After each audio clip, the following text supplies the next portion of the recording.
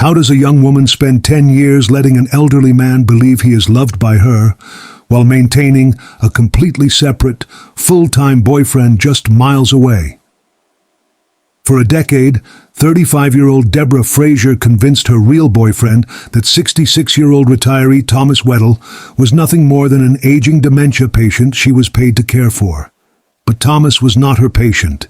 He was her live-in romantic partner, and she was quietly draining his life savings dry, one withdrawal at a time.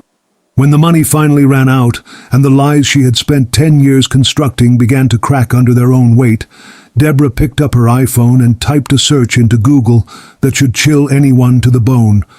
Worst place to get hit in the head. Hours later, Thomas Wedell was dead in his favorite recliner, shot from behind in his own living room. And in a twist almost too disturbing to believe, Deborah did not stop there. She went on to execute a terrifying plan of her own, one that ended with her firing a bullet into her own leg, live, while screaming into a 911 call. This is not fiction. This is not a movie script. This is the real story of a woman who built 2 entire lives, lied to 2 different men for a decade, and when she felt the walls finally closing in, chose cold, calculated murder over the truth. Picture the scene for a moment. A quiet home in Zanesville, Ohio, an ordinary neighborhood, the kind of place where neighbors wave from their porches and nothing ever seems to happen. Inside that home, an elderly man sits in his recliner, the same chair he probably sat in every single evening, watching television, enjoying what should have been a peaceful retirement after decades of hard work at Kroger. He has no idea that the woman he loves, the woman he has trusted enough to hand over his savings, his home, his final years, is standing behind him with his own .32 caliber revolver in her hand. He has no idea that his life is about to end in the one place he should have felt safest. That is the story we are unpacking today. A story of manipulation so elaborate it spanned 10 years. A story of 2 men who never knew the other existed, both convinced they held Deborah Frazier's heart. A story that ends not just in murder, but in a cover-up so calculated, so cold, that even seasoned homicide detectives would call it one of the most chilling cases they had ever worked. Welcome back to Brian's Criminal Unmasking, where we peel back the polished facades of ordinary lives to expose the dark motives underneath. If you are hooked by deep psychological breakdowns like this one, hit that subscribe button right now and turn on notifications, because you do not want to miss what happens when Deborah Frazier's double life finally collides with itself.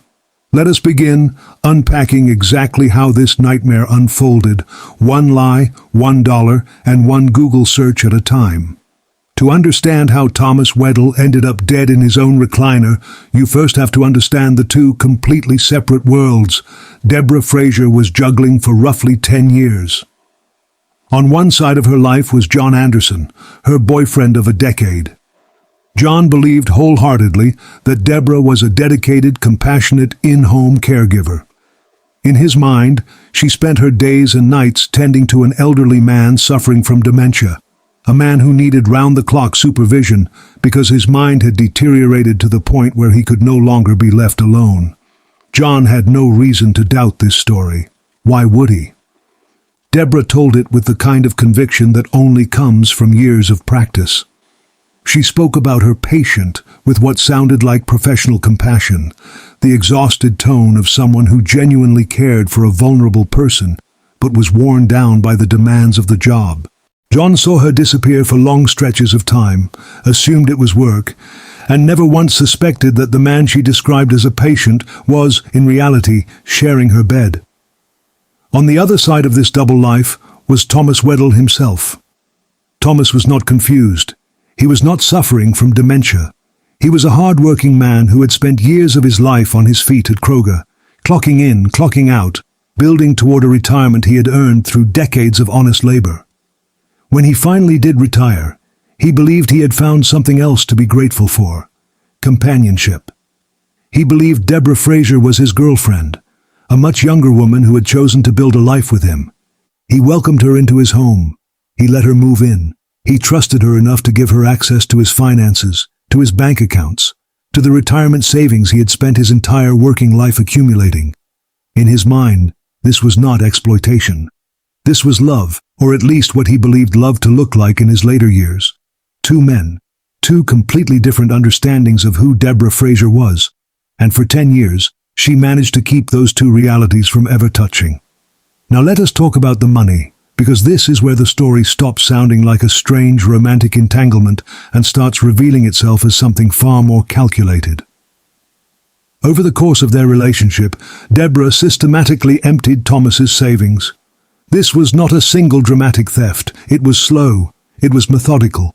It was the kind of financial abuse that happens in small increments, withdrawal after withdrawal, until one day the person on the receiving end looks at their bank statement and realizes the safety net they spent a lifetime building has vanished. By the time investigators later reviewed Thomas's finances, his account had been reduced to a mere $2,000. $2,000 left over from what should have been a comfortable retirement. But Deborah did not simply take the money and hope Thomas would not notice. She built an entire architecture of deception to keep him from ever fully understanding what was happening to his own finances. Investigators later uncovered that she had created fake bank emails designed to look as though they came from PNC, Thomas's actual bank. These fabricated messages referenced fraudulent claims, likely intended to confuse Thomas about the state of his accounts, to explain away missing funds, or to buy Deborah more time before he asked too many pointed questions. It was a level of premeditation that goes far beyond a moment of weakness or a spontaneous decision to take advantage of someone. This was engineering. This was a woman building a false reality around an elderly man, brick by digital brick. And it gets even more disturbing. Deborah did not act alone in constructing these lies. She manipulated John, her unsuspecting boyfriend of 10 years, the man who believed Thomas was nothing more than her dementia patient, into leaving fake voicemails for Thomas. Think about the layers of manipulation required to pull that off. John had no idea he was being used as a tool in a scheme to control another man's understanding of his own financial situation. He believed he was simply doing something small for Deborah, unaware that his own voice was being weaponized to help cover her tracks with the very man she was secretly living with and slowly financially destroying. This detail alone tells you everything you need to know about the level of psychological control Deborah was capable of exerting over the people around her. She did not just lie to Thomas. She recruited an unwitting accomplice from her other life to help maintain the fiction. If this were the extent of Deborah's manipulation, it would already be a disturbing story of elder financial abuse wrapped in a decade-long deception. But investigators and those who knew her described a woman with a much deeper pattern of manufactured victimhood, one that stretched back well before Thomas Wedell ever entered the picture. There were reports of fake assaults claimed to have occurred at state parks. There were manufactured threats, stories designed to paint Deborah as a target, as someone in danger, as a woman who needed sympathy and protection. This pattern reveals something crucial about who Deborah Frazier really was underneath the caregiving persona she presented to Thomas and the loyal girlfriend persona she presented to John. She was, by all indications, a master manipulator, someone who understood exactly how to weaponize sympathy, to control the narrative around her, to keep people close, to keep money flowing, and to keep anyone from looking too closely at the inconsistencies in her story. For 10 years, this system worked. 2 men, 2 separate lives, and a woman skilled enough to keep the illusion intact. But illusions built on lies eventually meet reality, and reality has a way of demanding payment. As Thomas's savings dwindled toward nothing, as the fake emails and fabricated voicemails became harder to maintain, as the walls of Deborah's carefully constructed double life began pressing in on her from both sides, something inside her shifted. And that shift would prove fatal for Thomas Wedell. What happened next was not a moment of panic. It was not a crime of sudden, uncontrollable rage. It was research. It was preparation. It was a woman sitting with her phone, quietly teaching herself how to kill a man she had spent 10 years pretending to love. In the days leading up to the murder, Deborah's phone captured a search history that reads like a chilling countdown, each query more specific and more purposeful than the last. She searched for information on how to load a gun, A basic but telling first step for someone who needed to familiarize herself with a weapon she perhaps had never handled with lethal intent before. She searched to understand whether a firearm would still fire if loaded with the wrong ammunition. A question that speaks directly to someone making absolutely certain that when the moment came, nothing would go wrong. That there would be no failure, no hesitation caused by a jammed or malfunctioning weapon. She searched for instructions on how to uncock the hammer of a revolver, suggesting she had gone as far as physically handling and preparing the gun herself, practicing with it, understanding its mechanics well enough to control it safely until the moment she chose to use it. And then, perhaps most chilling of all, she searched for the worst place to hit or shoot someone in the head. Not a search born of curiosity, not a search that could be explained away as idle browsing. A search with a singular, horrifying purpose, to ensure that when she pulled the trigger, there would be no room for survival, no chance for Thomas to linger, to suffer, to call for help, to somehow make it to a phone. She was not just planning to hurt him, she was planning to make absolutely certain he would die. Take a moment to sit with that. This was not a woman reacting in the heat of an argument. This was not self-defense against a threat. This was a woman with days, not seconds, to make a decision. And she used that time not to reconsider, not to walk away, not to simply leave the relationship and let Thomas discover the truth on his own. She used that time to become more efficient at killing him. And then came the evening that Thomas Wedell would never walk away from. He did what he had likely done thousands of times before in his own home. He settled into his recliner, the chair that had probably absorbed years of quiet evenings, football games, the comfortable exhaustion of a man who had worked his whole life and finally earned the right to simply sit and rest. He had no reason to believe this evening would be any different from the countless evenings that came before it. He trusted the woman in his home. He had built a life with her, or believed he had. Deborah approached him from behind, not from the front, where he might have seen her coming, where there might have been a flicker of recognition, a moment where he could have reacted, could have defended himself, could have understood what was happening to him. From behind, silent, calculated, she was holding his own .32 caliber revolver, the very type of weapon she had spent days researching, loading, understanding, and she fired a single shot into the back of his head, one shot, precise, final. The culmination of a search history that had been building toward this exact moment. Thomas Wedell, 66 years old, a man who had worked his entire life, who had trusted the wrong person with his heart and his savings, died in the one place that should have been his sanctuary. But Deborah was not finished. Killing Thomas was only the first half of her plan. What came next reveals a level of cold detachment that is genuinely difficult to comprehend. She did not call for help. She did not panic, or if she did, that panic did not stop her from methodically disposing of the man she had just killed. She wrapped his body, using trash bags, duct tape, and a comforter pulled from their own bed, transforming the physical evidence of her crime into something that could be moved, hidden, contained. She used Velcro straps to drag his body from the living room, from that recliner where he had spent his final peaceful moment, into the bedroom, where she left him concealed. Think about the physical and psychological effort this required. This was not a moment of frenzied, chaotic disposal. This was methodical.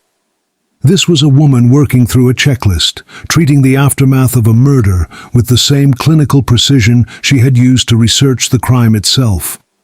Every layer of tape, every strap, every movement of that body was another piece of evidence she believed she was concealing. Another step further away from accountability. She thought she was building an airtight cover. What she was actually doing was leaving behind a trail that forensic investigators would later use to unravel her entire story. If you are still watching at this point, drop a comment below with the words, "I'm still here."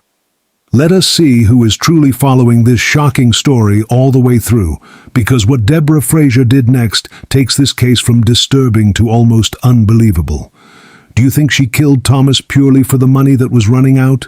Or do you think it was because her decade-long double life was finally on the verge of collapsing and she could not face what would happen if the truth came out? Drop your theory in the comments and let us continue. With Thomas Wedell's body wrapped, restrained, and hidden in the bedroom of the home they had shared, Deborah Frazier did something that almost defies comprehension. She did not flee. She did not hide. She did not spend the following hours in a state of visible crisis. Instead, she stepped back into her other life, the life John Anderson knew, the life where she was simply his devoted girlfriend of 10 years. She met up with him for what appeared to be an entirely normal romantic outing. The two of them walked together at Blackhand Gorge, a scenic, peaceful, natural area, the kind of place couples go to enjoy each other's company, to walk hand in hand along quiet trails, to feel connected and present with one another. And while they walked, while John had no idea that anything in his world had changed, Thomas Wedell's body lay wrapped in plastic and duct tape in the bedroom Deborah had left behind just hours earlier. This was not incidental. This was strategy. Deborah was using John, a man who had loved and trusted her for a decade without ever suspecting the truth of her double life, as an unwitting alibi. If anyone ever asked where she was, what she was doing, how she seemed, how she behaved in the hours after the murder, there would be a witness ready to describe a woman enjoying a peaceful walk with her boyfriend, calm, present, engaged in ordinary conversation. Nothing about that image would suggest a woman who had just executed a man in his recliner and dragged his body across the floor of their shared bedroom. That was exactly the point. But even as she performed normalcy for John, Deborah could not fully step away from managing the details of what she had done. In the hours following the murder, she turned once again to her phone, searching for information about how long gunshot residue remains detectable on skin. This was not an idle question.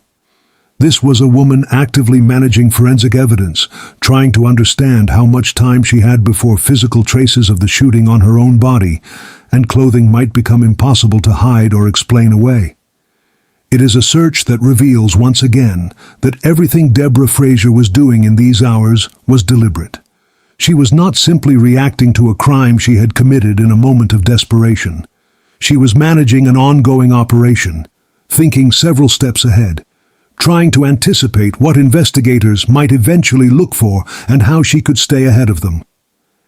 And then came the performance that would define the final act of her plan, the moment where Deborah Frazier's willingness to manipulate and deceive reached its most extreme and self-destructive point. She placed a call to 911. On that call, she was screaming, describing a terrifying home invasion, claiming that two masked intruders had broken into her apartment and ransacked the place. She painted herself in real time as the victim of a violent crime unfolding at that very moment. And then, while still on the phone with the emergency dispatcher, while her voice was being recorded, documented, time-stamped as part of an official emergency call, Deborah fired a bullet into her own leg. Stop and consider the sheer audacity, the sheer willingness to inflict real physical harm on herself in service of a lie. This was not a woman faking an injury with makeup or a story alone. She shot herself. She created a real, verifiable, physical wound, screaming into that phone that she had been shot by one of the intruders, positioning herself not as a killer, not as someone hiding a body in the next room, but as a terrified victim fighting to survive a random act of violence in her own home. It is one of the most extreme examples of self-inflicted deception you are likely to encounter in a criminal case. A woman so committed to controlling the narrative that she was willing to put a bullet through her own flesh to sell the lie. For a brief window of time, it may have even worked. Responders would have arrived to find a woman genuinely bleeding, genuinely injured, telling a story that lined up with the physical evidence of her own gunshot wound. It is the kind of scene that, on its surface, seems to confirm exactly what she was claiming. But real investigations do not stop at the surface, and it would not take long before the story Deborah Frazier had constructed so carefully began to fall apart under the weight of its own inconsistencies. Zanesville detectives, arriving to investigate what was presented to them as a violent home invasion, began doing what good investigators always do, looking for the details that either confirm or contradict the story they have been told. And almost immediately, red flags began to surface. If two masked intruders had truly ransacked the apartment, you would expect to see missing valuables, items taken, a scene consistent with robbery or theft. Instead, nothing of value appeared to be missing.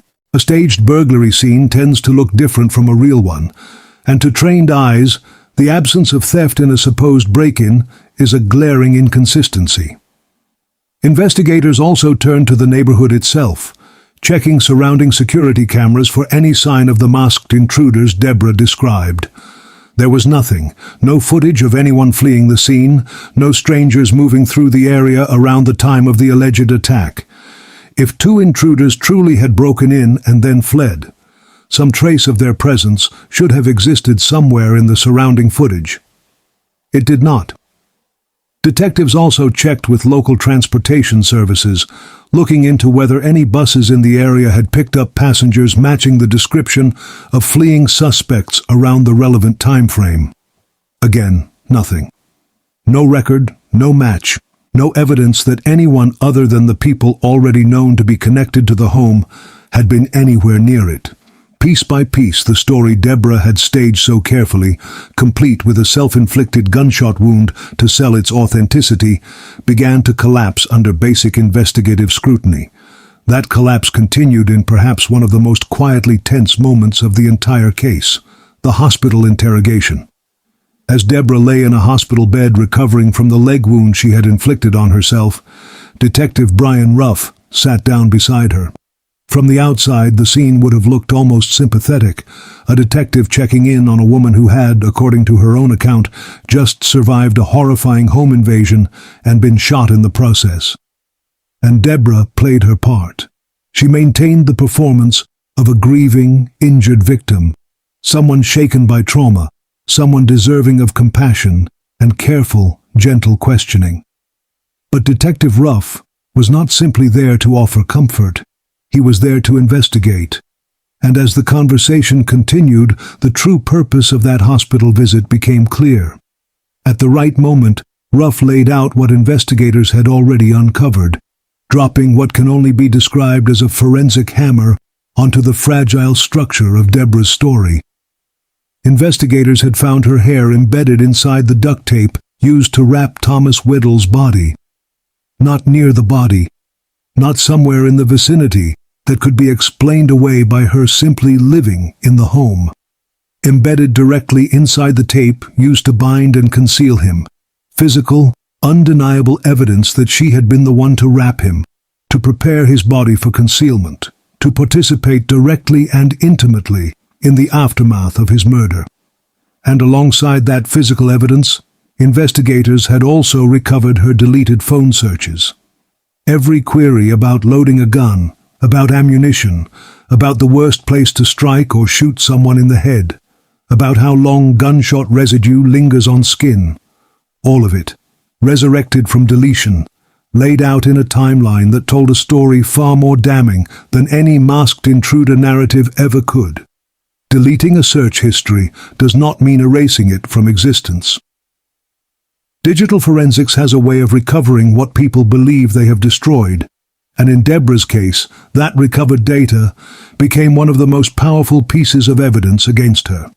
A digital diary of premeditation that she herself had unknowingly created in the days before she pulled the trigger.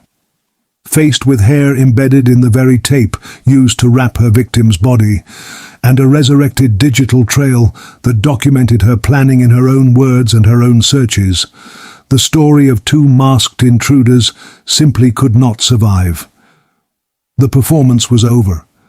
The elaborate architecture of lies that Deborah Frazier had built, first over 10 years with two separate men, and then over the days and hours surrounding Thomas Wedell's murder, had finally been fully exposed.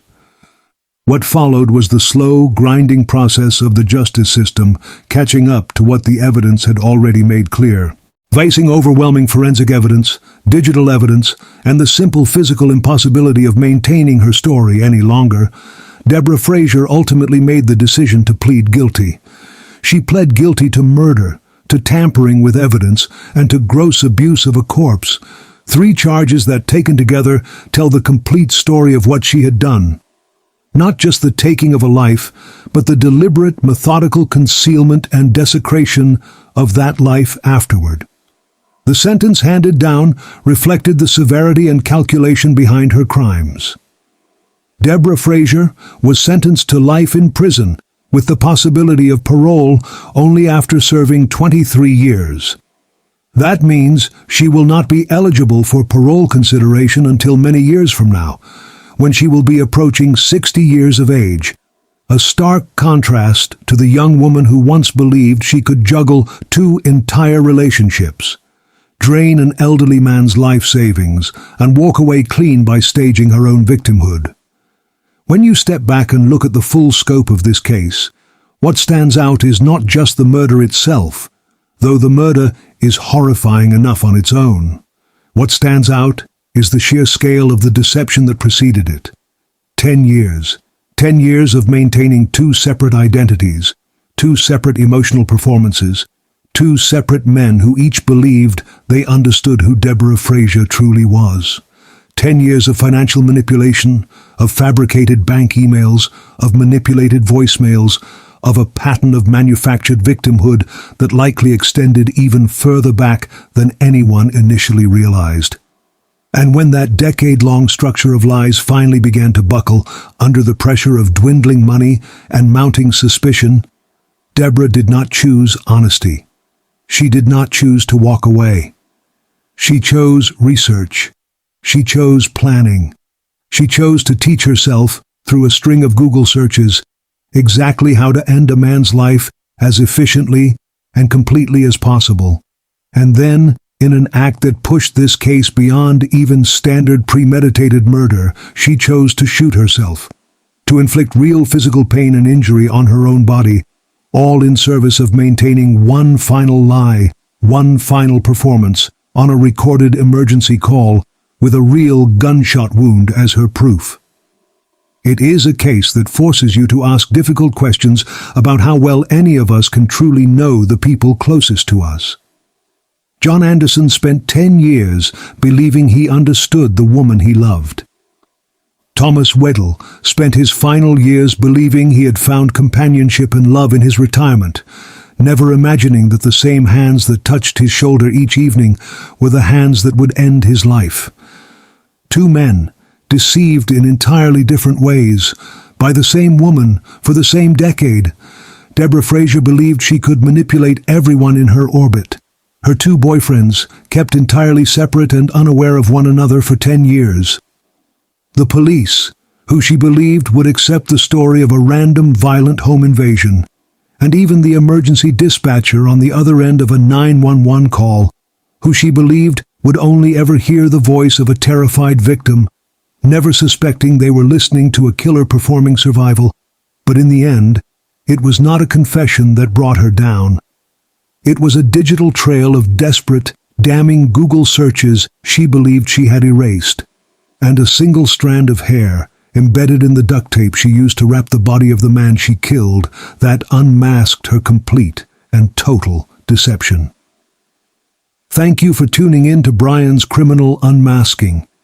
If this breakdown kept you on the edge of your seat, hit that like button, share this video with someone who needs to hear this story, and subscribe for more deep psychological crime breakdowns just like this one. What part of this case shocked you the most? Was it the 10 years of double life, the fake bank emails, the self-inflicted gunshot wound?